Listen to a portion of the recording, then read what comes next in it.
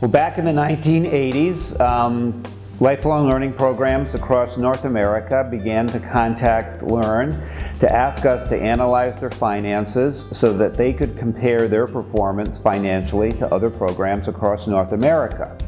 At that point in time, programs began to send us their finances, but what we immediately realized was that everyone did their finances differently. So in order to do the analysis, we developed what was called the LERN Financial Format. And the LERN Financial Format is our way of taking your data and analyzing it for you and then matching you up with programs like your program. The financial format is made up of 7 components. The first component is income. That's the fees you're generating.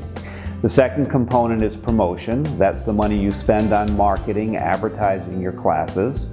The third component is production, the money you spend delivering your classes. So that would be your instructor fees and materials and food and that type of thing. And if you take your promotion and your production costs and you add them together, you get the fourth component, which is called direct costs. And those are all the costs directly related to the programming you're offering. If you take your direct costs and subtract them from your income, you get what is called operating margin. And that is the fifth component of the format. And operating margin is the money that you have left after that you can then spend on your administration and hopefully have a positive net. So the sixth piece is administration, and administration is the money you spend on staff salaries and staff benefits and other staffing and office costs. And then if you take your administrative costs and you subtract them from your operating margin, you get your net, which is the seventh component. And your net is either going to be a negative number that you lost money, it's going to be a positive number that you made money, or it's going to be a zero that you broke even.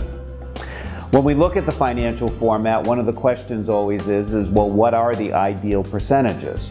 Well, income is always going to be 100%. Promotion should be somewhere between 10 and 15%.